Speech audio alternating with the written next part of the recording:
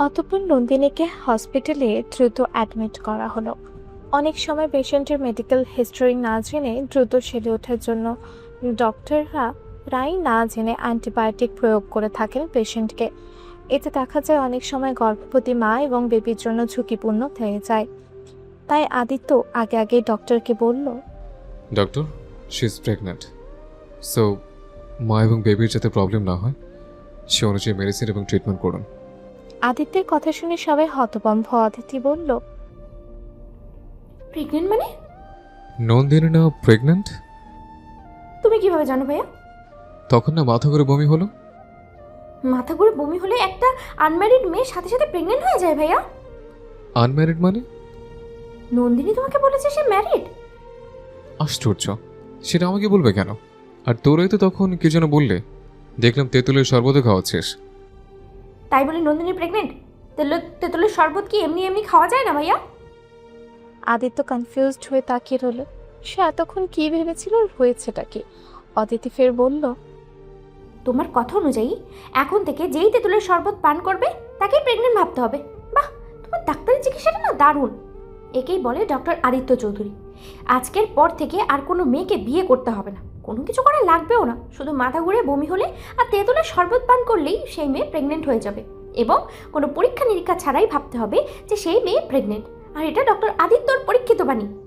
আর এটার জন্য তোমাকে 1 গ্লাস তেঁতুলের শরবতওয়ালা অ্যাওয়ার্ড বানিয়ে নোবেল দেওয়ার আর্জি জানাচ্ছি নোবেল প্রদান করা কর্তৃপক্ষকে। নোবেল কর্তৃপক্ষের দৃষ্টি আকর্ষণ করছি আমি। ফাল্গুনী বলল, একটা আনম্যারিড মেয়েকে তোর ভাই কি সহজে প্রেগনেন্ট বানিয়ে দিল অদিতি। ওভার ডাক্তারগিরি করলে যা হয় তাই হয়েছে। বোনেদের কথায় আদিত্যের লজ্জা পেয়ে বিমূঢ় হয়ে রইল। আর কোনো কথা বলতে পারল না। কথাটা কিভাবে যেন আহসান সাহেব সহ পাত্রপক্ষের কানেও চলে গেল।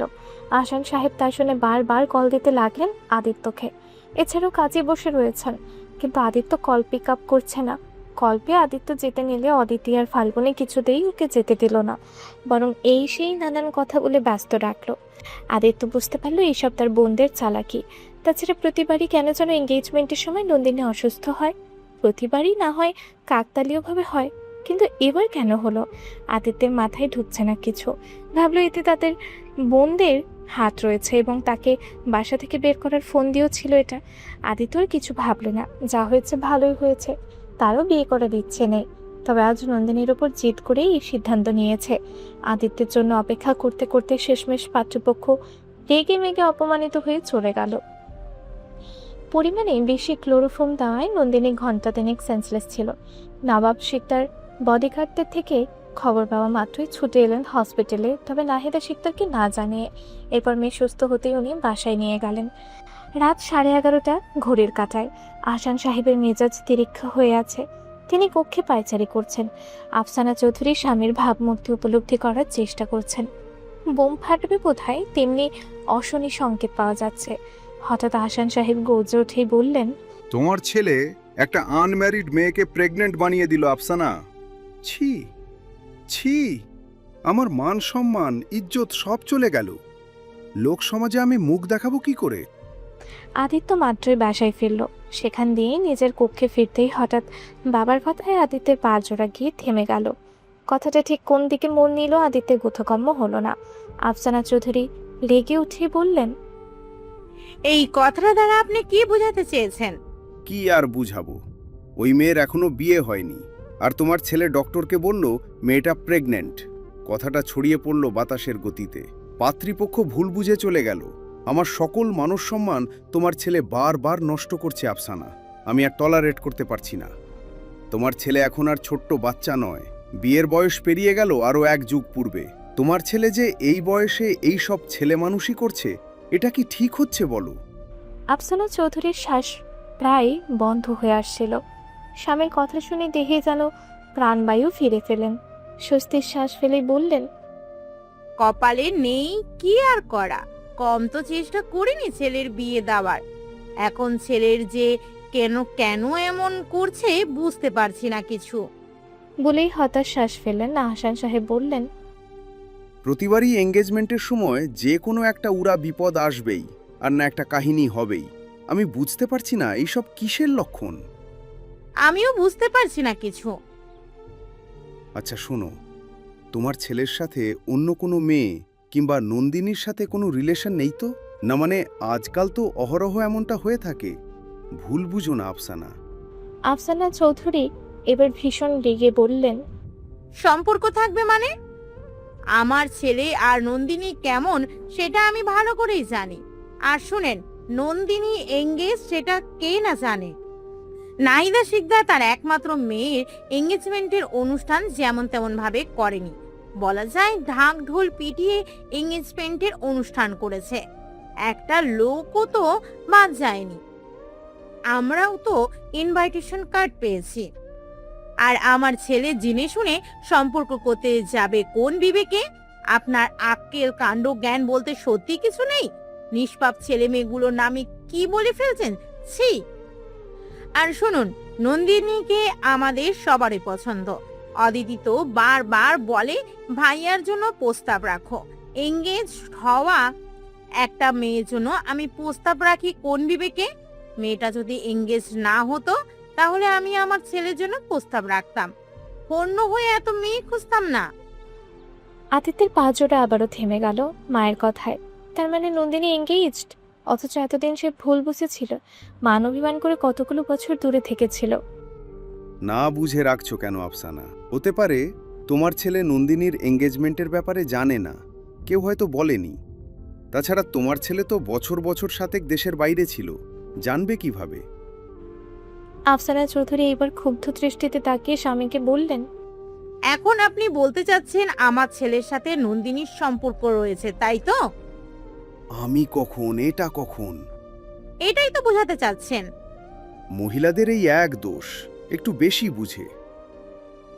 বেশি যখন বুঝি তো একটা পরামর্শ দিই। আপনি এক্ষুনি শাহনেওয়াজ নবাব সাহেবের কাছে আমার ছেলের বিয়ের প্রস্তাব নিয়ে যান। হ্যাঁ, তোমার বুদ্ধি ধরি, আর এই বুড়ো বয়সও সে নাহিদা শিকদারের লাঠির দৌড়ানি খাই। নাহিদা শিকদারের লাঠির দৌড়ানি খেলেই আপনার মাথায় বুদ্ধি হবে। আহসান সাহেব আর কিছু বলতে পারলেন না। রাতে আদিত্যের ঘুম এলো না। নন্দিনীকে ভুল বুঝে প্রচুর গিল্টি ফিল করছে। কেন যেন নন্দিনীকে দেখতে ভীষণ ইচ্ছে করছে। নন্দিনী সেদিন বলেছিল, আদিত্য আপনি ভুল বুঝছেন, কিন্তু আদিত্য কর্ণপাত করেনি। এক পর্যায়ে জিদ চেপে চলে এসেছিল। আদিত্যের কেন জানে খুব কষ্ট হচ্ছে নন্দিনীর জন্য। জীবনে কখনো এমন হয়নি তার, কখনো কারোর জন্য এতটা কষ্ট হয়নি, একমাত্র নন্দিনী ব্যতীত। আজ বাঁধ ভাঙে কষ্টের সাথে কান্নাও আসছে নন্দিনীর, অন্য কারো হয়ে যাবে ভেবে। বুকে বালিশ চেপে বলল, আই লাভ ইউ নন্দিনী। আমি তোমাকে প্রথম দেখা থেকে ভালোবেসে ফেলেছি, কিন্তু আমি কখনো তোমাকে বুঝতে দেইনি, তোমাকে বোঝার চেষ্টাও করিনি। Please forgive me. আদিত্যকে দেখার পর নন্দিনীর হৃদয়ের ক্ষতগুলো আবারও তরতাজা হয়ে উঠল। দুই প্রান্তে দুই মানব মানবীর সারাটা রাত নির্ঘুম পার হলো। ছটফট করলো একে অপরের স্মৃতিগুলো বুকে নিয়ে। দীর্ঘ 2.5 বছর পর মাস দুয়েকের জন্য বাংলাদেশে এসেছে আদিত্যরা। এরই মধ্যে প্রায় 1 মাস পার হয়ে গেল। তবে আদিত্যের সাথে নন্দিনীর আর দেখা হয়নি। আদিত্যের বন্ধু মেহেরাবের সাথে ফাল্গুনের বড় বোন ফারার বিয়ের দিন ধার্য করেছে উভয়ের পরিবার। বিয়ে উপলক্ষে ফারার সামনের সপ্তাহে ইউএস থেকে এসেছে। সে ফারাবির মতো ল নিয়ে ঘুরছে। এর 2 সপ্তাহ পরে তাদের বিয়ে। অদিতি এবং ফাল্গুনের বান্ধবী হওয়ায় নন্দিনীও ফারার বিয়ের ইনভিটেশন কার্ড পেয়েছে এবং তার ফ্যামিলিও। নন্দিনী ভেবেছিল আদিত্যের মুখোমুখি হবে না, বাট অনিচ্ছা সত্ত্বেও নন্দিনীকে অ্যাটেন্ড করতে হবে মেহেদি, গায়ে হলুদ, বিয়ে এবং বউ ভাতের অনুষ্ঠানে। চৌধুরী পরিবারে প্রথম বিয়ের ধুম লাগলো। বিয়েতে দেশি বিদেশে সকলেই আসবে, মজা করবে, অথচ নন্দিনী থাকবে না। সেটা কখনো হয় নাকি? তাই অনেক কৌশলে নাহিদা শিকদারকে রাজি করিয়েছে অদিতি আর ফাল্গুনি। অদিতির জন্মদিনে মেয়ে অ্যাটেন্ড করায় খুশি হলেও এবার আর নাহিদা শিকদার খুশি হতে পারেনি। বিয়েবাড়িতে নানা রকম মানুষ আসবে যাবে, কখন কোন দুর্ঘটনা ঘটে যায় মেয়ের সাথে, সেই নিয়েই তিনি মহাচিন্তিত। বিয়ের দিন প্রায় ঘনিয়ে এলো, সপ্তাহখানেক বাকি। অদিতি আর ফাল্গুনির চিন্তার অন্ত নেই। সবার শপিং করা হয়ে গেলেও ওদের শপিং এর খবর নেই। এখনো গায়ে হলুদের শপিং হয়নি ওদের। মেহেদি, হলুদ, বিয়ে এবং বৌভাতে কে কি পরবে না পরবে সেই সব নিয়ে কত শত জল্পনা কল্পনা ওদের। অদিতিরা মিলে ঠিক করলো কাল সকাল সকাল তারা 3 বান্ধবী আর আদিত্য মিলে শপিং করবে। ফারাবি আর আয়মান বরাবরই নির্ভেজাল মানুষ, তারা এইসবে নেই। বললেও বিশেষ কোনো লাভ হবে না। পৃথিবীর যে প্রান্তেই থাকুক না কেন, তারা সর্বক্ষণ পড়াশোনা নিয়ে ব্যস্ত থাকবে। তো ভাবলো আদিত্যকেই নেওয়া যায়। আদিত্যকে অনেক কষ্টে রাজি করালো শপিংয়ে নিয়ে যাওয়ার জন্য। অদিতি আর খালদনি সকাল সকাল নন্দিনীদের বাসায় এসে উপস্থিত। বিয়ে উপলক্ষে নন্দিনীরও হলুদে শপিং করা হয়নি। নাহিদা শিখতে প্রচুর ব্যস্ত ওনার রাজনৈতিক কর্মকাণ্ড নিয়ে। মেয়েকে শপিংয়ে নিয়ে যাওয়ার মতো সময় নেই ওনার। রাজনৈতিক মানুষ তিনি, তাই ওনার শপিং করা তেমন একটা হয়ে ওঠে না। সে নবাব সাহেবকেই ঘরের বাইরে এবং শপিংয়ের দিকটা সকল বিষয়ে নিজ দায়িত্বে সামলে নিতে হয়। নন্দিনীর মন খুব খারাপ হয়। রাজনৈতিকে চক্করে পড়ে তার মা তাকে সময় দিতে পারে না। সে ছোটবেলা থেকে, শুধু তাই নয়, স্বামী সংসারকে ওনার সময় দেওয়া হয়ে ওঠেনি কখনোই। সে কাজের খালা মাসিদের কাছে নন্দিনীর শৈশব থেকে বেড়ে ওঠা। মাকে অসীম ভালোবাসলে মায়ের উপর এক আকাশসম নীরব অভিমান রয়েছে নন্দিনীর এবং স্ত্রীর প্রতি নবাব সাহেবেরও। তিনি সারা জীবন স্বামী, সন্তান কিংবা সংসারের চাইতেও নিজের দায়িত্বকে বেশি প্রাধান্য দিয়েছেন, যেটা পরিবারের কেউই চাইতো না। তবে নবাব সাহেব কিংবা নন্দিনী দুজনে অ্যান্টি ফেমিনিস্ট টাইপের না। নবাব সাহেব সবসময় চাইতেন কিংবা আজও চান ওনার স্ত্রী সংসারকে গুরুত্ব দিক। ওনার একটিমাত্র সন্তান, সে যেন মায়ের অভাব বোধ না করুক, মায়ের প্রতি অভিমান কিংবা অভিযোগ না বসে রাখুক। একটা দীর্ঘশ্বাস ফেললেন নবাব সাহেব। এতক্ষণ এইসব স্মৃতিচারণ করছিলেন। আজ অফিসে চাননি তিনি। ওনার শরীর স্বাস্থ্য কিছুটা খারাপ। হলরুমে বসে কফিতে চুমুক দিয়ে চশমা চোখে পেপার পড়ায় মনোযোগ দিলেন। মেয়েরাজ ভীষণ মন খারাপ। বসে আছে নিজের রুমে। একটা গিফট বক্স থেকে বাবলের বোতল বের করে নাড়াচাড়া করে দেখছে। পাশে রয়েছে আরও একটা গিফট বক্সে অনেকগুলো হেয়ার পাঞ্চ ক্লিপ। সেগুলো হাতে নিয়ে নেড়ে চেড়ে দেখছে। নবাব সাহেব দেখলেন, তবে কিছু জিজ্ঞেস করলেন না। জিজ্ঞেস করলে হয়তো মেয়ে বিব্রত বোধ করতে পারে, তাই। ইদানিং আবারও ঘন ঘন মুড সুইং হচ্ছে মেয়ের। গত সপ্তাহে সময় করে ডক্টর দেখিয়ে এনেছেন। মানসিক দুশ্চিন্তা থেকে নন্দিনী ডিপ্রেশনে ভুগছে, ডক্টর জানালেন। নবাব সাহেব কাজের ফাঁকে ফাঁকে মেয়েকে যথেষ্ট সময় দেওয়ার চেষ্টা করেন। এই তো মায়ের উপর অভিমান করে আজ সকালে ঠিকমতো ব্রেকফাস্টও করেনি। ইদানিং প্রতিবেলার খাওয়া দাওয়া অনিয়ম করছে। নাহিদা শিকদার এই জন্যই মেয়েকে অনেকক্ষণ যাবৎ চেঁচামেচি করে রেগে মইকে বেরিয়ে গেছেন পার্টি অফিসে। নবাব সাহেব কিছুক্ষণ পূর্বে জোর করে খাইয়ে দিয়েছেন একটু। ভাবলেন একটু রেস্ট নিয়ে কিছুক্ষণ পর মেয়েকে শপিংয়ে নিয়ে ঘুরে আসবেন। মায়ের থেকেও মেয়ে ওনার কাছে বেশি কমফোর্টেবল ফিল করে। ওনার ভাবনার মাঝে কলিং বেল বেজে উঠল। একজন সার্ভেন্ট ডোর ওপেন করতে অদিতি আর ফাল্গুনি ভেতরে এলো। মিষ্টি হেসে নবাব সাহেবকে ভদ্রতাসূচক সালাম জানালো ওরা। ওদের দেখে নবাব সাহেব ভীষণ খুশি হলেন। অতঃপর ওনার সাথে বসে বেশ কিছুক্ষণ যাবৎ গল্প গুজব করলো ওরা দুজনে। নন্দিনীও এসে সঙ্গ দিল। সত্যি বলতে নবাব সাহেব ও ওদের দুজনকে খুব ভালো লাগে। মাঝে মধ্যে ওরা এসে নন্দিনীর সাথে ওনাকেও সঙ্গ দেয়। নবাব সাহেব খুব উপভোগ করেন ওদের উপস্থিতি। তখন যেন মৃতবাড়ি জ্যান্ত হয়ে ওঠে। বেশ কিছুক্ষণ চারজনে গল্প গুজব করে অতঃপর নবাব সাহেবের থেকে পারমিশন নিয়ে ওরা নন্দিনীকে নিয়ে বের হয়ে গেল। উনিও মনে মনে খুশি হলেন, মেয়ের মনটা যদি এবার ভালো হয়। নিচে আসতেই নন্দিনী দেখলো আদিত্য রায়হানদের বাসা থেকে বের হচ্ছে। গায়ে একটা ব্ল্যাক টি শার্ট, সুদর্শন শরীরটাই ফুটে রয়েছে। চোখে আজ নতুন ফ্রেমের চশমা। আদিত্যের পেছনে রায়হান আর তানভিও আসছে। আদিত্য নন্দিনীর দিকে এক পলক তাকিয়ে দ্রুত বিলাতি নজর চোরা সরিয়ে নিল। নন্দিনী আজ সাদা কালারের একটা টপস আর নেভি ব্লু কালারের জিন্স পরেছে। পায়ে কেটস, কাঁধের উপর দিয়ে আড়াআড়ি করে একটা ছোট লেদারের ব্যাগ পরেছে। ব্যাগটি কোমরের খানিক নিচে পড়ে ঝুলছে।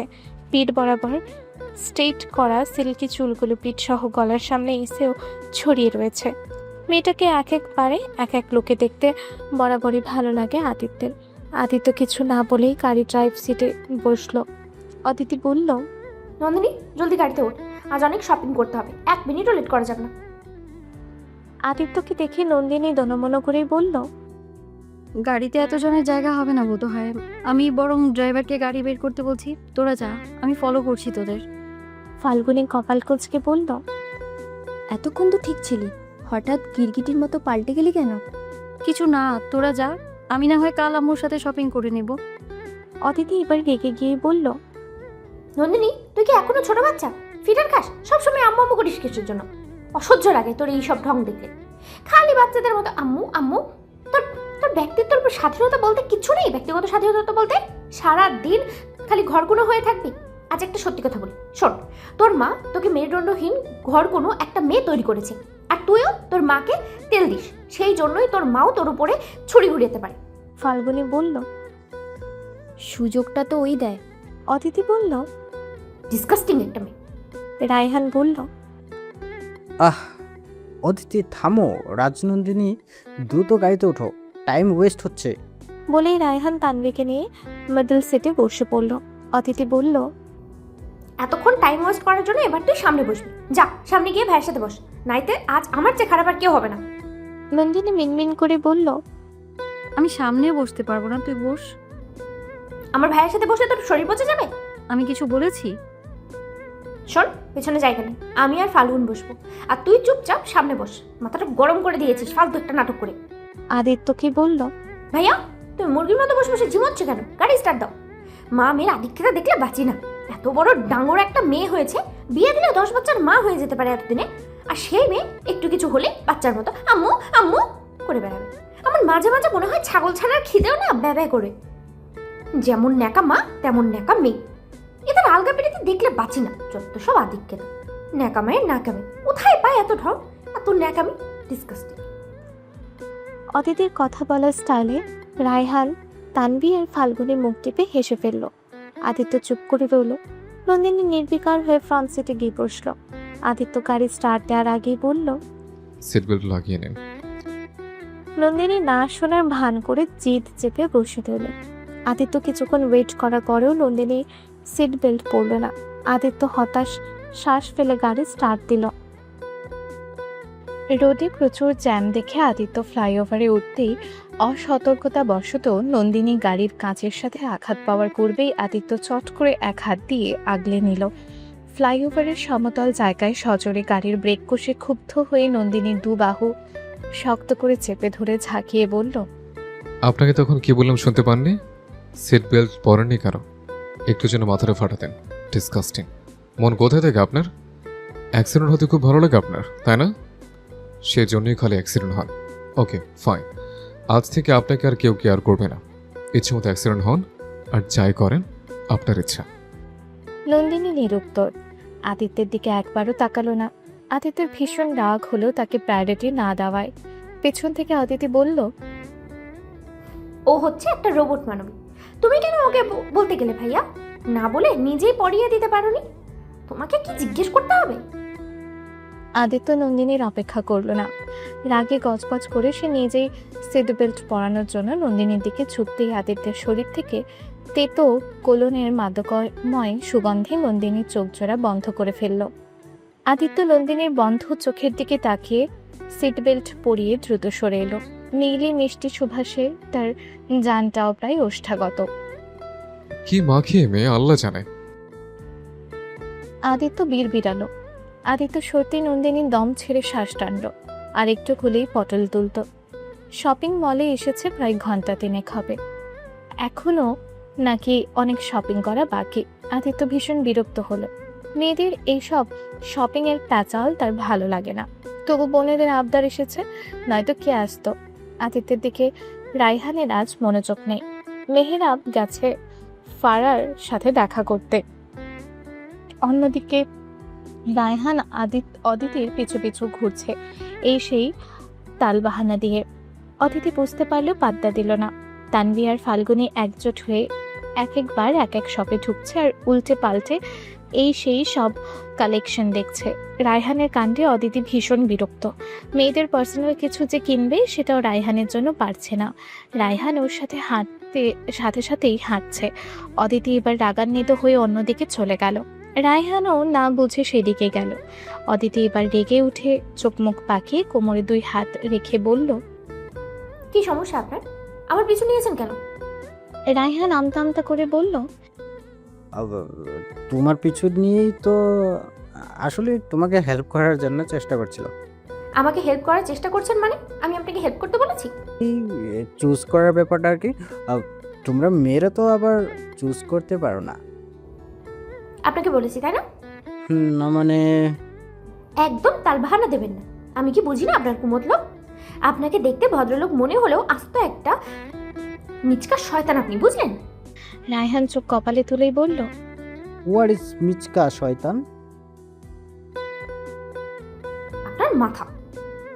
বলেই অদিতি চলে যেতে নিলে রায়হানও পিছু নিল। অদিতি এবার অগ্নিশর্মা হয়ে বলল, আবার আসছেন আমার পিছু? ভালো হবে না বলে দিচ্ছি। আপনার উদ্দেশ্য যে ভালো নয় সেটা আমি ঠিকই বুঝতে পারছি। রায়হান অদিতির একদম কাছাকাছি এসে ঝুঁকে বলল, বুঝতে পারলে তো ভালোই, বোঝার জন্যই তো তোমার পিছু নিলাম চন্দ্রমল্লিকা। অদিতির শরীরে কাঁপন ধরে গেল। সে আর কথা বাড়ালো না। রায়হানকে বিব্রত করতে গিয়ে সে নিজেই বিব্রত হয়ে গেল। নন্দিনীর মন ভালো নেই। আদিত্য সহ সবাই মিলে তখন তাকে বেশ কতগুলো কথা শোনালো। খুব ছোট এবং আত্মসম্মানহীন বলে মনে হচ্ছে নিজেকে। শোভা কি করতো? মানুষটার মুখোমুখি হওয়া, পাশাপাশি থাকা, এইসব সে একদমই চায় না। যতই মানুষটাকে দেখছে ততই মানুষটার উপর সে আরো বেশি দুর্বল হয়ে পড়ছে। অনুভূতিগুলো তার তরতর করে সজাগ হয়ে উঠছে, যেটা উভয়ের জন্যই মারাত্মক। যেহেতু তাদের দুজনের গন্তব্য আলাদা, এসব ভাবতে ভাবতে আনমনেই সে নিজের মতো করে এদিক সেদিক হাঁটছে। এই সেই কালেকশন ধরে ধরে দেখছে। হঠাৎ চোখ পড়ল একটা হলুদ গদোয়াল শাড়ির দিকে। নন্দিনী দ্রুত পায়ে এগিয়ে গিয়ে উল্টে পাল্টে দেখতে লাগলো শাড়িটা। শাড়িটা ভীষণ পছন্দ হলো নন্দিনীর। হঠাৎ মন ভার হলো। বেশ কিছুক্ষণ পূর্বে তাদের হলুদ শাড়ি আর তার সাথে ম্যাচিং করে আর্টিফিশিয়াল অর্নামেন্টসগুলো কেনা হয়ে গিয়েছে। নন্দিনীর ভীষণ আফসোস হলো, কেন যে সে আরেকটু আগে এই দিকটায় এলো না। শাড়িটা এতটাই সুন্দর যে এমন সুন্দর ডুয়েল স্টোনের শাড়ি নন্দিনী আগে কখনো দেখেনি। এত সুন্দর স্নিগ্ধ একটা শাড়ি, মোটিভটাও কি দারুণ। এছাড়াও শাড়িটার বুনন আর ডিজাইনের ডিটেইলিং দেখলেই বোঝা যায় এই তাঁতি কতটা দক্ষ হাতে বুনেছে এই সুন্দর স্নিগ্ধ মন ভুলানো গাদোয়াল শাড়িটি। শাড়িটি নিতে না পেরে নন্দিনীর আফসোস রয়ে গেল। নন্দিনী আগ্রহের সহিত শাড়িটি হাতে নিয়ে বেশ কয়েকবার মুগ্ধ দৃষ্টি বোলালো। মন ভার করে শাড়িটি রেখে এবার সে হাঁটতে হাঁটতে একটি লেহেঙ্গার কালেকশন দেখতে পেয়ে আনমনে সেখানে ঢুকে পড়ল। এই দিক সেই দিক তাকাতেই হঠাৎ নন্দিনীর চোখ পড়ল একটি পিঙ্ক কালারের লেহেঙ্গার উপর। নন্দিনী ইম্যাজিন করলো এটা ফায়ার বিয়েতে পড়লে তার আম্মু তাকে দেখে বলবে, মাশাআল্লাহ, আমার রাজকন্যাকে একদম বারবি ডলের মতো লাগছে। নন্দিনী ভাবলো এটা সে নিয়ে নেবে বউ ভাতে পরার জন্য। লেহেঙ্গাটি টান দিতেই হঠাৎ ওপাশ থেকে কেউ একজন টেনে ধরলো। নন্দিনীর মেজাজ খারাপ হলো, রুক্ষ গলায় বলল, এ কি সমস্যা? টানাটানি কেন করছেন? দেখতে পাচ্ছেন আমি এটা অলরেডি চুজ করেছি, ছাড়ুন বলছি। ওপাশ থেকেও গম্ভীর স্বর শোনা গেল, আমি এটা চুজ করেছি আমার ফিয়ান্সের জন্য। আদিত্যকে দেখতেই নন্দিনী বিব্রত বোধ করে বলল, সরি, বুঝতে পারিনি ভাইয়া। নিন এটা ভাবির জন্য। ভাইয়া ডাক শুনতেই আদিত্যের মেজাজ তিরিক্ষে হলো। আদিত্যের বলতে মন চাইলো, আমি তোমার কোন জন্মের ভাই লাগি? কিছু না বলে আদিত্য আচমকা নন্দিনীর হাত থেকে টান মেরে লেহেঙ্গাটি নিয়ে দোকানিকে বলল, দ্রুত প্যাক করে দিন। আদিত্যের এমন বিহেভিয়ারে নন্দিনীর মনক্ষুণ্ণ হলো। কিছু না বলে নীরবে বের হতে নিতেই আকস্মিক আদিত্য এসে তার সামনে দাঁড়ালো। নন্দিনী ঘাবড়ে যেতে আদিত্য মাথা তুলে বাঁকা হেসে বলল, সে কি, কোথায় যাচ্ছেন? শপিং করবেন না? ওদের কাছে যাচ্ছি ভাইয়া। আদিত্যের মেজাজ পুনরায় খারাপ হলো। শক্ত গলায় বলল, ওদেরকে বিরক্ত করার কি দরকার? আপনি বরং আমার ফিয়ান্সের জন্য কিছু ড্রেস চুজ করে দিন। আপনার চয়েস মোটামুটি ভালো, বলা যায় কোনো মতে চলে। কোনো মতে চলে মানে? নন্দিনীর ভীষণ রাগ হলো। সে আর কথা বাড়ালো না। মনে মনে আদিত্যের 14 পুষ্ঠে পিণ্ডি চটকাতে লাগলো। এছাড়াও কথায় কথায় মানুষটা ফিয়ান্সে ফিয়ান্সে করছে। ইস, আদিক্ষেতা কত! মনে মনে বিড়বিড়ালো। আদিত্য আর নন্দিনীকে একসাথে একটা শপের মধ্যে ড্রেস চুজ করতে দেখে কৌতূহলী হলো বাকি 4 জন। তারা শপিং করা বাদ রেখে উদ্গ্রীব হয়ে ওদের দেখছে। রায়হান বলল, দেখো ওরা কত সুন্দর করে শপিং করছে, আর তুমি কোথায় কোথায় আমাকে চোখ রাঙাচ্ছ। এটা কি ঠিক অদিতি? অদিতি কিছু বলতে নিয়েও বলল না, তপ্ত দৃষ্টিপাত করলো। প্রায় 4 জনেই ওদের ওপর আড়াল থেকে দৃষ্টি রাখলো। নন্দিনী একরাশ ক্ষোভ পুষে ইচ্ছে মতো ড্রেস চুজ করতে লাগলো। আদিত্য বুঝতে পেরেছে ফিয়ান্সের কথা বলায় নন্দিনী জেলাস ফিল করেছে। আনমনেই হেসে উঠল। কেন জানি এই লুকে দেখতে নন্দিনীকে তার ভীষণ ভালো লাগছে। রাগে নাকটা সিঁদুর রাঙা হয়ে উঠেছে। আদিত্য নন্দিনীর কানের কাছে মুখ এগিয়ে বলল, রাখলে আপনাকে দারুণ লাগে নন্দিনী ফুল, এখন থেকে বেশি বেশি রাখবেন। আদিত্যকে নিজের কাছাকাছি এসে কিছু বলতে দেখে নন্দিনী ভরকে গিয়েই বলল, কিছু বললেন? রাখলে আপনার মুখখানা হয়ে যায় সিঁদুর রাঙা। নন্দিনীর শরীরে কাঁপন ধরে গেল কথায় আর তেতো কলুনের মাদকময় সুগন্ধে। মুহূর্তেই পেটের মধ্যে প্রজাপতিগুলো উঠতে লাগলো। নন্দিনী কিছু বলতে নিতেই তার আগে আদিত্য আবারও বলল, এভাবে যখন তখন লাল হয়ে গেলে আপনার বিপদ নন্দিনী ফুল। আপনার স্পেশাল রেড এডিকশনটা অঘটন ঘটাতে বাধ্য। Be careful. নন্দিনী জমে গেল আইসের মতো। মানুষটা কি বলল এটা? আমতা আমতা করে বলল, আসছি। বলেই এক পর্যায়ে চোরের মতো বেরিয়ে গেল নন্দিনী। আদিত্য মনে মনে বলল, পালিয়ে যাবে কোথায় নন্দিনী ফুল? নন্দিনীর বুকটা থুকপুক করছে। মানুষটা একটু আগে কি বললে? রাগলে তাকে দারুণ লাগে, রেড অ্যাডিকশন হলে তারই বিপদ। মুহূর্তেই নন্দিনীর মেদুর মুখমণ্ডল খানিতে গোলাপি আভা ফুটে উঠল। আনমনেই হাঁটতে হাঁটতে হঠাৎ একটা জাম কালারের গাউন দেখতে পেয়ে নন্দিনী দ্রুত ঢুকে পড়ল গাউন কর্নারে। ব্র্যান্ডেড গাউনটি অনেকক্ষণ উল্টে পাল্টে নেড়ে চেড়ে দেখল। গাউনটি অসাধারণ এবং গর্জিয়াস, এছাড়াও কোয়ালিটি খুব ভালো। মূল্য দেখলো 40,000 নয় তো 100 টাকা মাত্র। নন্দিনী ব্যাগ খুলে টাকা গুনে চেক করে দেখলো ক্যাশ টাকা কম আছে। এতে হবে না, আর হলো বাকি শপিং করা যাবে না। বাসা থেকে আসার সময় তার বাবা নবাব সাহেব ক্রেডিট কার্ড দিয়েছিল তাকে, কিন্তু তাড়াহুড়ো করে সে ভুলে ড্রেসিং টেবিলের ওপর রেখে চলে এসেছে। এজন্য কোথাও যাওয়ার সময় তাড়াহুড়ো করতে নেই। ভাবলো কাল বাবার সাথে এসে এটা নিয়ে যাবে, ততক্ষণ পর্যন্ত যদি ভাগ্য সহায় হয়ে থাকে আর কি। হঠাৎ কোত্থেকে আদিত্য এসে বলল, ওয়াও, দারুণ তো। নিশ্চয়ই আমার ফিয়ান্সের জন্য চুজ করেছেন। থ্যাঙ্কস নন্দিনী ফুল। বিয়েতে এটাই পরাবো আমার ফিয়ান্সেকে, দারুণ লাগবে তাকে। নন্দিনী কিছু বলার পূর্বে আদিত্য বলল, ফের থ্যাঙ্কস দিতে হবে না, আমার ভীষণ পছন্দ হয়েছে। তাছাড়া আপনার পছন্দ সত্যিই দারুণ। বলেই গাউনটি প্যাক করতে দিল। নন্দিনীর মন খারাপ হয়ে গেল। আজ সকাল থেকেই তার সাথে কি হচ্ছে এইসব? একের পর এক অঘটন ঘটেই চলেছে। নন্দিনী হতাশ শ্বাস ফেলে আর দাঁড়ালো না, সোজা একটি কসমেটিক্সের কর্নারে ঢুকে পড়ল। এখানে খুব সুন্দর সুন্দর দেশি বিদেশি সকল ব্র্যান্ডেড প্রসাধনী পাওয়া যায়। হঠাৎ নন্দিনীর চোখ পড়ল নিউ মডেলের লিপস্টিকের ওপর। লিপস্টিকগুলো ক্রিসমাসের স্টারের মতো, কিন্তু আকারে অন্যান্য লিপস্টিকের মতো লম্বা। লিপস্টিকগুলো অদ্ভুত কালারের। এই যেমন দেখা যাচ্ছে সাদা, কিন্তু ঠোঁটে দিলে লাল কালার ধারণ করছে, আবার লাল কালারের গুলো ঠোঁটে দিলে গোলাপি কালার ধারণ করছে। সবগুলো প্রায় একটা এক এক কালারের। নন্দিনীর মতে একে ম্যাজিক্যাল লিপস্টিকও বলা যায়। লিপস্টিকের মধ্যে জড়িয়ে রয়েছে। এই লিপস্টিকগুলো দেখলে যে কারো মনে হবে ক্রিসমাস ট্রিতে ঝুলিয়ে রাখা স্টারগুলো। লিপস্টিকের গায়ে লেখা মেড ইন চায়না। নন্দিনী মৃদু হাসল। চায়না ছাড়া এই বুদ্ধি আর কার আছে? এত আর না ভেবে নন্দিনী এখান থেকে গোটা 7 ডজন লিপস্টিক নিয়ে নিল। ভাবলো ওদের 3 জনকে 3 ডজন দেবে, আর ওয়াজিহা জাফরিনকে 2 ডজন দেবে এবং তার মা আর তার 2 ডজন। তাছাড়া লিপস্টিকগুলো যে কোনো ড্রেসের সাথে যখন তখন ম্যাচিং করে ইউজ করা যাবে। এছাড়াও তার আম্মু আবার দেশি লিপস্টিক কোনো কালেই ইউজ করেন না। ওনার কালেকশনে রয়েছে সব বিদেশি প্রোডাক্টস। এগুলো নিশ্চয়ই পছন্দ হবে ওনার। নন্দিনী লিপস্টিকের সাথে অনেকক্ষণ যাবৎ বেছে বেছে বেশ কতগুলো হেয়ার ক্লিপ, বেলি আর কাঠগোলাপের গাজরা, স্টোনের কয়েকটা ফিঙ্গারিং নিল। এছাড়াও শাড়ির সাথে ম্যাচিং করে তার মা সহ নিজেদের জন্য নিউ মডেলের গর্জেস 5 জোড়া কাকন ও 5 জোড়া মানতাসা নিল। লম্বা লম্বা বেশ কয়েকটা স্টোনের মালা নিল বিয়েতে পরার জন্য। এছাড়াও পাকিস্তানি কয়েকটি চোকার সেট নিল। ডায়মন্ড কাটের কয়েকটা অর্নামেন্টস নিয়ে নিল সাথে। এগুলো শাড়ির সাথে খুব মানাবে, দেখতেও ইউনিক ডিজাইনের। তাছাড়া ইচ্ছে থাকলেও সবসময় তো আর আসা হয় না শপিংয়ে, তাই একটু বেশি করেই নিচ্ছে সব কিছু। বেশ অনেকক্ষণ যাবৎ একটা একটা করে কালার মিলিয়ে এগুলো চুজ করে প্যাক করতে দিলে অপেক্ষা করতে লাগলো নন্দিনী। আকস্মিক আদিত্য কোথা থেকে এসে হুট করে বলল, ও আপনি এখানে? আমি আপনাকে খুঁজে টায়ার্ড হয়ে গেলাম।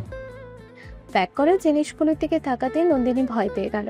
তাকে অবাক করে দিয়ে আদিত্য বলল, ভালোই হলো, সব চুজ করে প্যাক করতে দিয়েছেন। Again thanks. নন্দিনী কিছু বলতে নিতেই আদিত্য থামিয়ে দিয়ে বলল, কোনো প্রবলেম নেই, আপনার পছন্দ ঠিক আছে। আর বিয়ের জন্য মেবি আমাকে আর কষ্ট করে শপিং করতে হবে না, এতেই সেরে যাবে।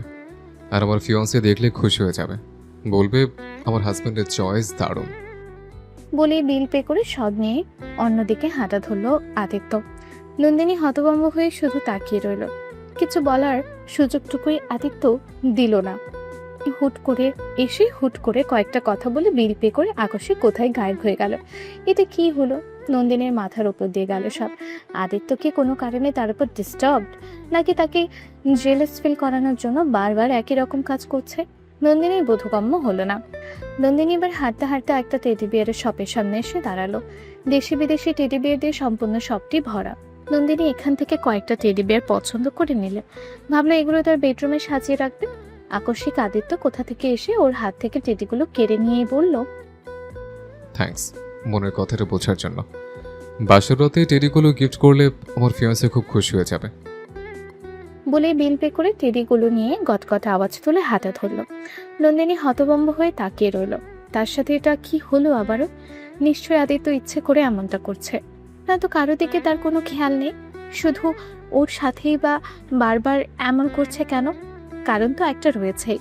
আদিত্যের ওপর মনক্ষুণ্ণ হয়ে এবার ভীষণ অভিমান হলো নন্দিনীর।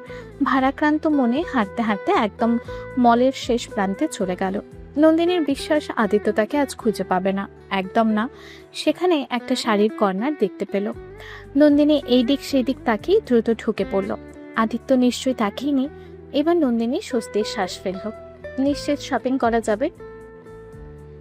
এই শপে দেশি বিদেশি নানান রকমের শাড়ি তাকে সাজিয়ে রাখা হয়েছে। হঠাৎ চোখ পড়ল একটি ময়ূরকণ্ঠী চেক কাতান শাড়ির ওপর। কি দারুণ কালার! নন্দিনী ইমাজিন করলো তার মাকে ভেবে। এই শাড়িটা সে নিজের জন্য নিবে না, তার মা শাড়ি পরতে খুব পছন্দ করে। একদিন এক একটা শাড়ি করে বাইরে যায়, পার্টিতে যায়, রাজনৈতিক কারণে কত শত জায়গায় যায়। তাছাড়া ফারার বিয়েতে এই ময়ূরকণ্ঠী চেক কাতান শাড়িটি পরলে তার মাকে নিশ্চয়ই সুন্দর লাগবে। নন্দিনী শাড়িটিতে হাত বুলিয়ে তার মাকে কল্পনা করতে লাগলো। তাছাড়া তার মা যদি জানে এটা সে চুজ করে ওনার জন্য নিয়েছে, তাহলে নিশ্চয়ই তিনি খুব খুশি হবেন। মূল্য দেখলো 21,550 টাকা মাত্র। এটা নিশ্চয়ই বিদেশি কোনো দাম তো হবেই। দোকানিকে বলল, শাড়িটা দ্রুত প্যাক করে দিন। আর বিল কত হয়েছে? আদিত্য হঠাৎ ঝড়ের বেগে কোথা থেকে এসে বলল, নন্দিনী ফুল, আপনি এখানে?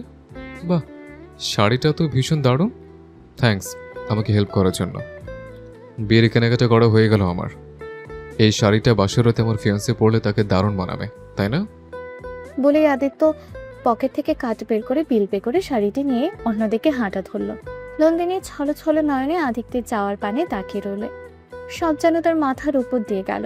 একটু আগে কি হলো তার বোধগম্য হলো না। আদিত্য এমনটা না করলেও পারত। রাগে দুঃখে কষ্টে নন্দিনীর দুই চোখে জল এসে ভর করলো। কান্নায় নাক এবং ঠোঁট দুটো কেঁপে উঠল। টুকটুক করে গ্রীবাদেশ অবধি জল গড়িয়ে পড়ল কয়েক ফোঁটা। নন্দিনী শপিং মল থেকে বেরিয়ে রাস্তায় আনমনে হাঁটতে লাগলো। ধানমন্ডির ওদিকটায় একটা লেক হয়েছে। নন্দিনী ভাবলো ওখানে গিয়ে কিছুক্ষণ বসলে মনটা হালকা হবে। ততক্ষণে অতিথিদের শপিং করাও হয়ে যাবে। তাছাড়া এইরকম খোলামেলা মুক্ত পরিবেশে তার কখনো আসা হয় না। বলা যায় পরিবার থেকে তার ব্যক্তি স্বাধীনতা খুব কম, সেই ছোটবেলা থেকে। মায়ের কঠোর নজরদারিতে তার শৈশব থেকে বেড়ে ওঠা, তাই তো হাঁফিয়ে যায়। নন্দিনী লেকের দিকে তাকালো। তার মাঝে মাঝে খুব ইচ্ছে হয় চাঁদনি রাতে নৌকায় উঠে প্রিয় মানুষটার কোলে মাথা রেখে পূর্ণিমার চাঁদ দেখতে, কিংবা নৌকার গলুইয়ের মধ্যে বসে বাবল ওড়াতে। কল্পনা করতে করতে নন্দিনী হঠাৎ কল্পনার জগতেই হারিয়ে গেল। অনেকক্ষণ যাবৎ নন্দিনীকে আশেপাশে কোথাও দেখতে না পেয়ে সবাই চিন্তায় বিভোর হয়ে গেল। অদিতি বলল, ভাই নন্দিনী কই? এখানেই তো ছিল। খুঁজে পাচ্ছি না কোথাও। সে কি? হ্যাঁ ভাইয়া। অদিতি, তুমি কল দিয়ে দেখো তো রাজনন্দিনী কোথায় আছে। অদিতি লাগাতার কল দিল, কিন্তু নন্দিনী পিক আপ করলো না। সবাই দুশ্চিন্তায় পড়ে গেল।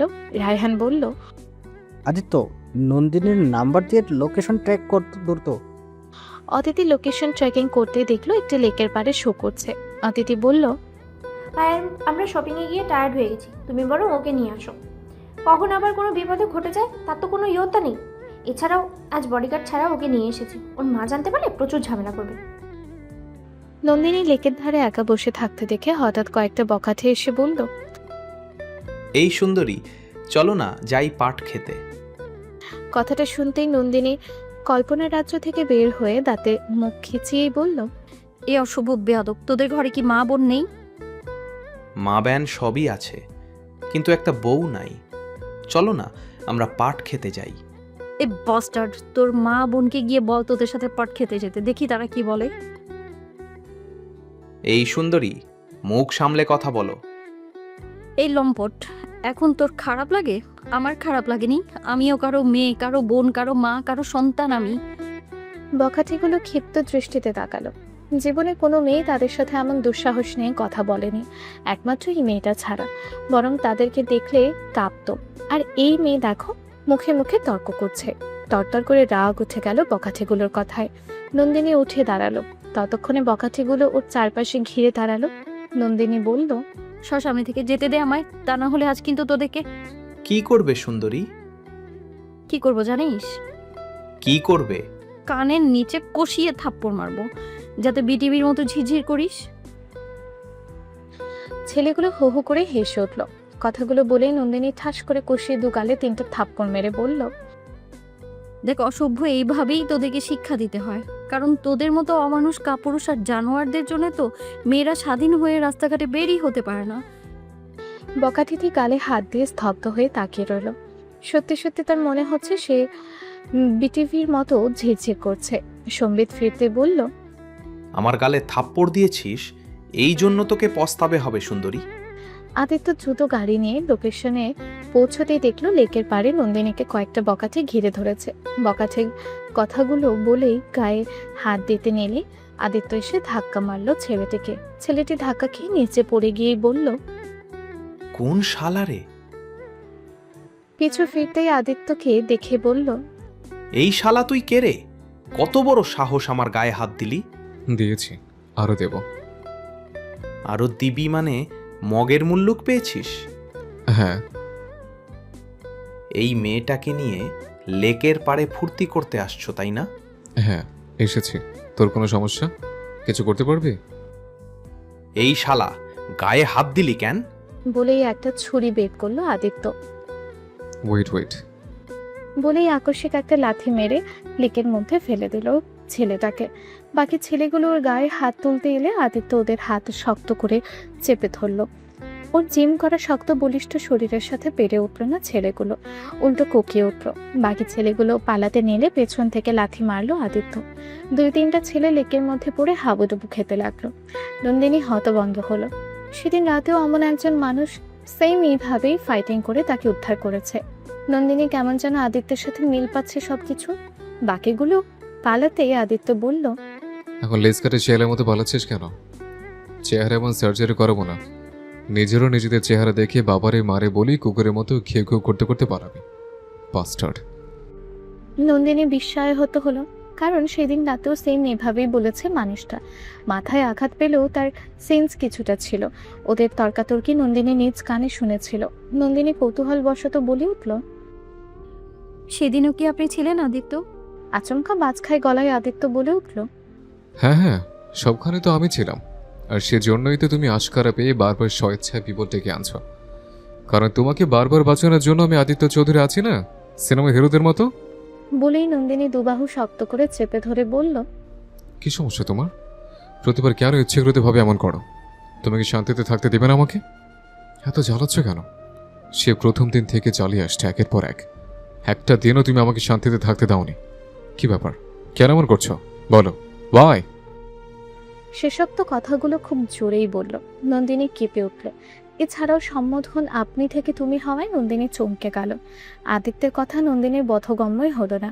নন্দিনী হতভম্ব হয়ে তাকিয়ে রইল। কথাগুলো বলে আদিত্য আরো জোরে বাহুগুলো চেপে ধরল। নন্দিনী কুকিয়ে উঠে বাহু ছাড়ানোর চেষ্টা করতে আদিত্য আরো জোরে চাপ দিল। নন্দিনী এবার কেঁদে উঠল ব্যথায়। বলেই ফেলল, ছাড়ুন, ব্যথা পাচ্ছি। লাখের জন্যই দিচ্ছে। বলেই আরো জোরে চেপে ধরল। অদিতিরা এসে পৌঁছালো। দুজনকে এই অবস্থায় দেখে রায়হান বলল, এমন করছিস কেন? পাগল হয়েছিস? এসব কেমন অভদ্রতা? কেমন করবো মেয়েটার সাথে? ছাড়, অনেক হয়েছে। রাগে আদিত্যের মাথা তপতপ করছে, কপালের শিরাগুলো ফুলে উঠেছে। সঠিক সময় না এলে কি হতো আজ? মেয়েটার এত জিদ কেন? ওদের কথার মাঝে নন্দিনী হাত দিয়ে আদিত্যের বুকে সজোরে ধাক্কা মারল। আদিত্য পড়তে পড়তে নিজেকে সামলে নিল। অদিতি বলল, নন্দিনী কি হয়েছে তোদের? হঠাৎ দুজনে এরকম করছিস কেন? তখন তো দেখলাম সব ঠিকঠাক, কি সুন্দর করে দুইজনে দুজনাকে দেখলাম শপিং মলে শপিং করছিস। কিছু হয়নি। বলেই উল্টো দিকে হাঁটা ধরল। রায়হান আদিত্যকে বলল, তুই কেন এমন করছিস পাগলের মতো? এই মেয়েটা পাগল বানিয়ে দিয়েছে আমাকে। আমার সকল চোখ কেড়ে নিয়েছে আজ থেকে 3টে বছর ধরে। আদিত্য প্লিজ রিল্যাক্স, এখন এসব করলে হবে? মাথা ঠান্ডা কর। She is jealous. জেলাস তো তোরা দুজনেই। হোয়াট? আদিত্য ও রায়হানের কথা শুনে অদিতি, ফাল্গুনী আর তানভি বিস্ময়ে বিমূঢ়। ভেতরে ভেতরে এত কিছু, অথচ ওরা জানে না। আজ না শুনলে হয়তো কখনোই জানাও যেত না। রায়হান বলল, তোরা দুজনেই একই যন্ত্রণায় ভুগছিস, অথচ কেউ কারোর সাথে ফেস টু ফেস কথা বলছিস না। শোন, কোনো সম্পর্কে আবদ্ধ হতে হলে কিংবা সেই সম্পর্ককে সারা জীবন আগলে রাখতে হলে দুজনেরই সমান সমান ভূমিকা থাকতে হয়। তোরা তো একে অপরকে কাছাকাছিও আসার সুযোগটুকু দিচ্ছিস না। চোখে দেখে কানে ভুল শুনে একের পর এক শুধু ভুল বুঝেই যাচ্ছিস। শোন, সবসময় চোখে দেখা কিংবা কানে শোনা কথা সত্য হয় না, এর অভ্যন্তরেও অনেক সত্য লুকায়িত থাকে। আসুন, একজন আরেকজনের উপর সম্পর্কহীনভাবে অহেতুক অভিমান জমিয়ে রেখেছিস। তোদের তো রাগ অভিমান করার মতো কোনো সম্পর্কও নেই। তাছাড়া ওর সাথে এইভাবে রুড বিহেভ করলে কিছু সলভ হবে না, বরং মাথা ঠান্ডা রেখে সব করতে হবে, নয়তো মিসআন্ডারস্ট্যান্ডিং থাকবেই। এত জেদি কেন? এত রাগ কিসের ওর? কতবার বুঝিয়েছে ওকে? আমি ওকে আর টলারেট করতে পারছি না রায়হান। মেয়েটার সামান্য কিছুতেই। নন্দিনীর জায়গা থেকে ওর সঠিক, সম্পূর্ণ দোষ তোর। না বুঝেই আগ বাড়িয়ে তুই সবসময় বাড়াবাড়ি করেছিস। নন্দিনী তো তোকে তার জীবন সম্পর্কে কিছুই বলেনি, তুই বরং এক ধাপ বেশি বুঝেছিস। এছাড়াও আজ কিন্তু তুই কম বাড়াবাড়ি করিসনি, প্রায় অনেকবারই বাড়াবাড়ি করেছিস। সবটাই আমরা দূর থেকে লক্ষ্য করেছি। একটা বার ভাব, তোর এইসব করাটা কি আদৌ ঠিক হয়েছে? ঠিক বেঠিক বলছি না, আমার ইচ্ছে হয়েছে, আমি করেছি। আমি কষ্ট পাবো আর ও সুখে থাকবে, তা কি করা হয়? ওকেও আমার মতো সমান সমান আগুনে জ্বলতে হবে। আদিত্য, আদিত্য ফনা তোলা সাপের মতো ফুসফুস করলো। রায়হান আদিত্যের কাঁধে হাত রেখে বলল, দেখ আদিত্য, মাথা ঠান্ডা রাখ ভাই। শোন, আগুন কখনো আগুনকে জ্বালাতে পারে না, নিভাতেও পারে না, বরং আগুনে আগুন সংমিশ্রিত হয়ে এর সংঘর্ষণে আরও উত্তপ্ত হয়। তেমনি তোরা দুজনও আগুন, একজনও বরফ হওয়ার চেষ্টা করছিস না। শোন, আমরা অনেকেই জানি কিংবা নানান জায়গায় শুনেছি অভিমানী হওয়াটা মেয়েদের ধর্ম। সৃষ্টিকর্তা নিজেই মেয়েদের অভিমানী রূপে পাঠিয়েছেন। তারা রাগ করবে, ঢং করবে, নাকামি করবে, অযথা রাগ করবে, সামান্য কথায় চোখে জল চলে আসবে, হুটহাট অভিমানে গাল ফুলিয়ে বসে থাকবে, দিন শেষে নানান রকম অভিযোগ অনুযোগ করবে ইত্যাদি। এগুলো সিম্পল। শোন, মেয়েরা ভালোবাসার জিনিস, মেয়েদেরকে সর্বস্ব দিয়ে ভালোবাসতে হয়, ভালোবেসে আগলে রাখতে হয়, তার রাগকেও ভালোবাসতে হয়। মেয়েরা রাগবে, হাসবে, কাঁদবে, অভিমান করবে, জেদ করবে, আর ছেলেরা দোষ না করেও মেয়েদের রাগ ভাঙাবে, সব দোষ নিজের ঘাড়ে নিয়ে সরি বলবে। এটাই স্বাভাবিক। এইসব করলে একজন পুরুষ ছোট হয়ে যায় না, বরং মেয়েদের চোখে তারা সম্মানীয় একজন মহান ব্যক্তিত্বের পুরুষ হয়ে স্থান পায়, আর সেই পুরুষই একজন প্রকৃতির বীর পুরুষ। তাছাড়া আমার মতে মেয়েরা একটু রাগী হলে, জেদি হলে কিংবা একটু অভিমানী হলে একটু বেশি সুন্দর কিংবা কিউট। এক নাগারে কথাগুলো বলে থামলো রায়হান। অদিতির দিকে তাকিয়ে বলল, জানিস, আমরা তো রাগী, জেদি এবং অভিমানী মেয়েদেরকে খুব ভালো লাগে, কারণ এরা রাগে জেদি হলেও একসময় নিজের সর্বস্ব দিয়ে একজন পুরুষকে প্রচুর ভালোবাসতে জানে। জানিস, মেয়েদের রাগে ফুলে যাওয়া নাক, দিঘির মতো জ্বলে, টইটম্বুর চোখ, লাজে লাল হয়ে যাওয়া গাল, মোহনীয় দৃশ্য সামনে ভালোবেসে আগলে রাখতে পারলেই একজন পুরুষই হয় একজন প্রকৃত পুরুষ। আর শোন ভাই, নারী ঝগড়াতেই বেশি সুন্দর, আর পুরুষ মাফ চাওয়াতে। এছাড়াও রাগ দেখিয়ে কথা বলা ঠিক নয়, বরং মাথা ঠান্ডা রেখে সব কিছু মিটমাট করে নেওয়াটাই এক সুন্দর মনের পরিচয়। শোন ভাই, সবচেয়ে সুন্দর পুরুষ তিনি, যিনি নারীর অভিমানকে বোঝেন, রাগের মাথায় সুন্দর ব্যবহার করেন। আর শোন, কেউ ভুল করলে তাকে সুন্দর করে বুঝিয়ে বলতে হয়, কথা দিয়ে আঘাত করে নয়। আদিত্যের মেজাজ কিছুটা শিথিল হয়ে এলো। তবে অদিতি এই প্রথম ইমপ্রেস হলো রায়হানের ওপর। রায়হান খুব সুন্দর করে তার ভাইকে বুঝিয়েছে। জ্বলন্ত অগ্নিকুণ্ড যেন ধপ করে নিভে শান্ত হয়ে গেল। অদিতি মুগ্ধ দৃষ্টিতে তাকালো রায়হানের দিকে। ভাবতে লাগলো, নিঃসন্দেহে রায়হানকে একটা চান্স দেওয়া যায় তার জীবনে। যে মানুষ এতটা বুঝতে পারে সে নিশ্চয়ই জীবনসঙ্গী হিসেবে খারাপ হবে না, একদম পারফেক্ট। রায়হান আরো বলল, শোন, নন্দিনী বাবা মায়ের একমাত্র বড্ড আদরের মেয়ে। অত্যন্ত আদরের হওয়ায় ওর রাগ, জেদ এবং আহ্লাদ প্রিয়জনদের উপর একটু বেশিই থাকবে, এটা স্বাভাবিক। তোর যেমন ওর উপর রাগ বেশি, কারণ ও তোর সবচেয়ে প্রিয়জন, আর তুইও তেমনি ওর প্রিয়জন। তুইও তার মনের একাংশ দখল করে আছিস সেই 3 বছর ধরে। 3 বছর সময় কিন্তু কম নয় আদিত্য। তুই নন্দিনীকে কখনো বুঝতে পারিসনি। তুই তো নিজেই নিজেকে বুঝতে পারছিস না, ওকে কি বুঝবি? এছাড়াও নন্দিনীকে বোঝার মতো তোর একটা সুপ্ত হৃদয় নেই। তাছাড়া একজনকে একজন ঠেস দিয়ে কথা বলা কিংবা জেলাসি ফিল করানো অথবা অহেতুক ভুল বোঝাবুঝি এসব কোনো সমাধানের পথ নয়, বরং এটা নির্বোধের মতো কাজ। তুই একজন শিক্ষিত পুরুষ হয়েও বারবার নির্বোধের মতো সে একই কাজ করে যাচ্ছিস। So sad. আদিত্য আর কথা বলতে পারলো না। তাই তো নন্দিনীকে ভুল বুঝে অহেতুক মনে রাগ পুষে নন্দিনীকে জেলাস ফিল করানোর জন্য সে একের পর এক অনেক অন্যায় করে গেছে। আদিত্যের প্রচন্ড গিল্ট ফিল হচ্ছে। নন্দিনীকে উল্টো পথে যেতে দেখে রায়হান বলল, ওকে থামা, রেগে আছে। রাগের মাথায় আবার না জানি কোন দুর্ঘটনা ঘটায়। গিয়ে সরি বল। আদিত্যকে দাঁড়িয়ে থাকতে দেখে আবারও বলল, এতক্ষণ তবে কি বললাম আদিত্য? ভালোবাসার মানুষের কাছে কোনো অ্যাটিটিউড নয়। তুই তো অস্বীকার করতে পারবি না যে তুই ওকে ভালোবাসিস না, তাহলে কি ভাবছিস এত? শোন, এখন এত চিন্তা ভাবনা করার সময় নেই। সব সময় এমন সৎ সুযোগ আসবে না।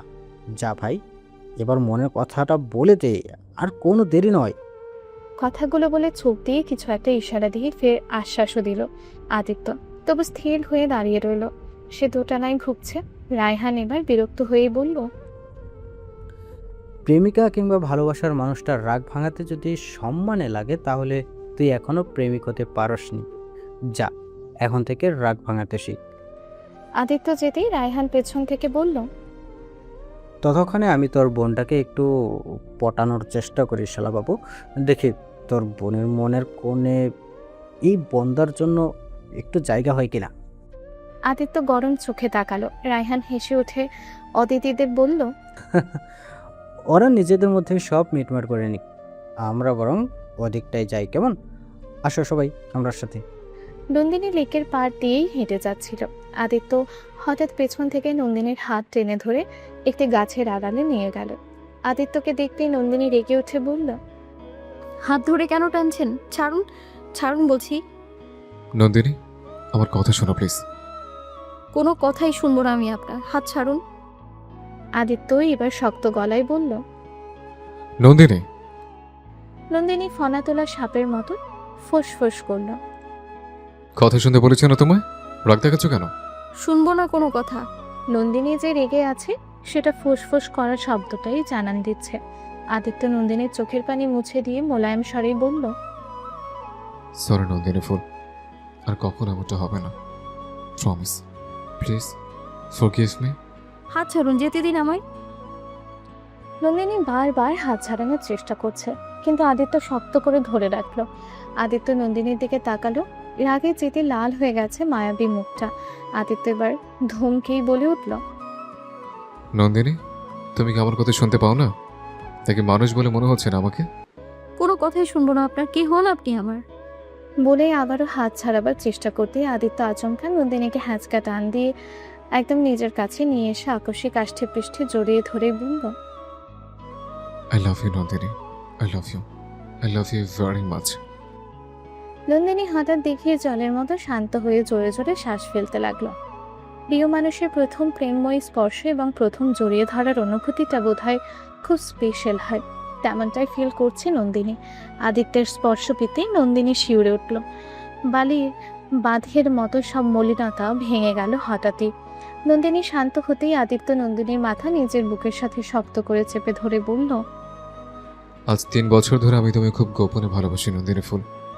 আমি তোমার কেউ না, কিন্তু তোমার ব্যক্তিগত কেউ একজন হতে চাই। সে অধিকারটুকু তুমি দেবে আমার নন্দিনী ফুল।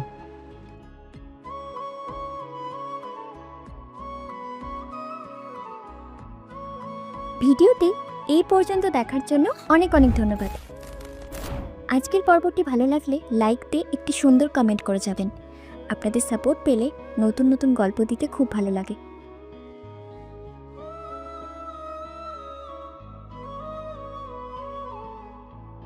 ধন্যবাদ সবাইকে। ভালো থাকবেন, সুস্থ থাকবেন।